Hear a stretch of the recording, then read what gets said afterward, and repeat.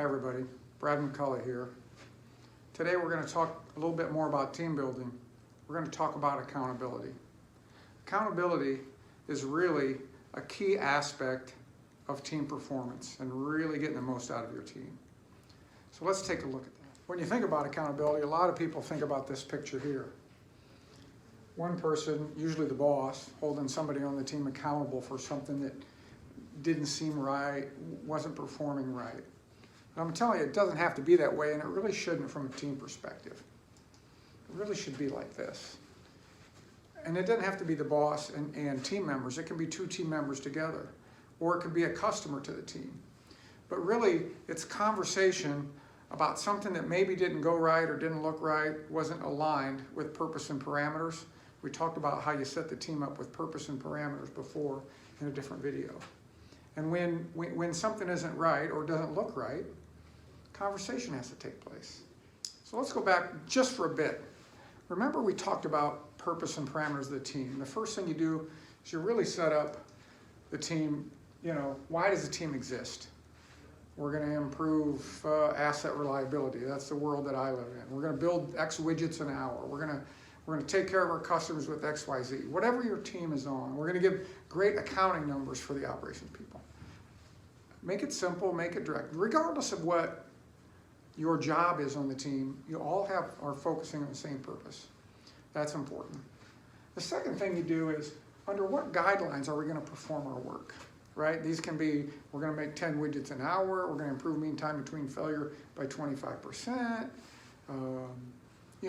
whatever that is. We're going to work safe, we're going to collaborate together, we're going to help everybody be better. And one of the parameters is, we're going to hold each other accountable.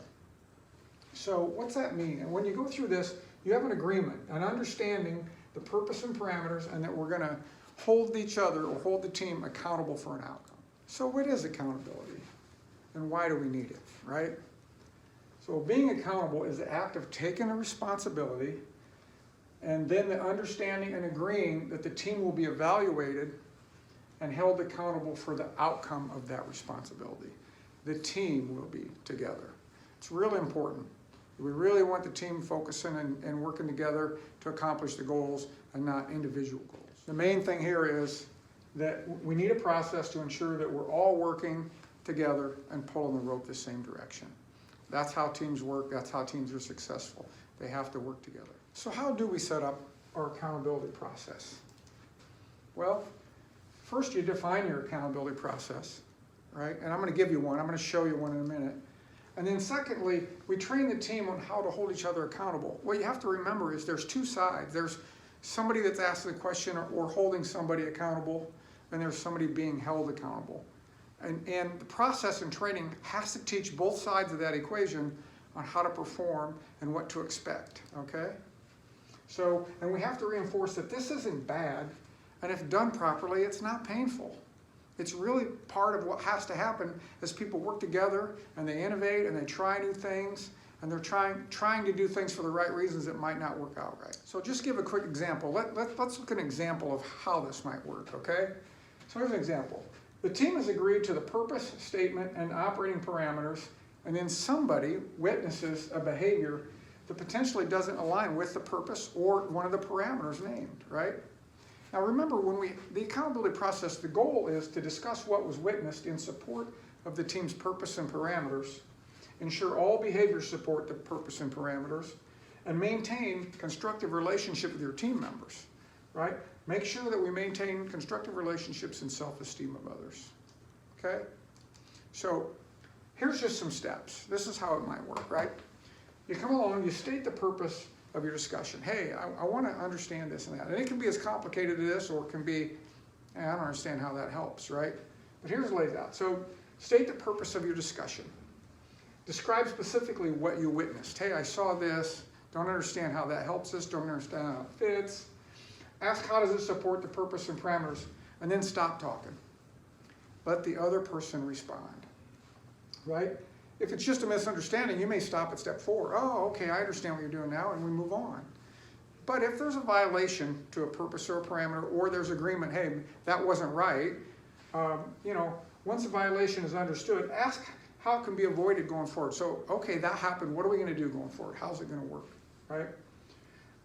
Listen to the person talk about it. They may have their own ideas on how they can solve their own issue. Offer your ideas and suggestions. Hey, what about this? Here's some ideas, right? Agree on a path forward and ask if they need any help. Can I help you with that? Do you need some help? This can be anything from quality problems to somebody having trouble getting to work on time. I mean, it could be a lot of things that don't work right.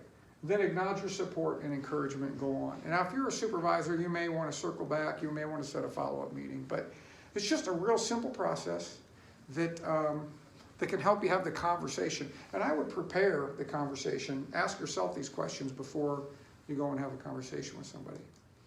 And just a special note here, this process isn't just team member to team member, outside of the team, customer, supplier, outside of the team. This is also for the boss, right? So even if the boss does something that doesn't seem to make sense, we should be able to ask the question, I don't understand how this helps, right? So we hold the boss accountable too. That puts everything on a level playing field, and people are really open and honest and can ask questions. So this is just a couple notes. Hope it helped. Accountability is important to the team. Brought some guidelines, some ideas on how you might make your team perform better. If you have any questions, feel free to contact me at bmccully@advancedtech.com or my number. You can also, hook up with me on LinkedIn. Feel free to share the videos. Thanks. I hope it helped. Hope you have a great day. Talk to you soon. Bye.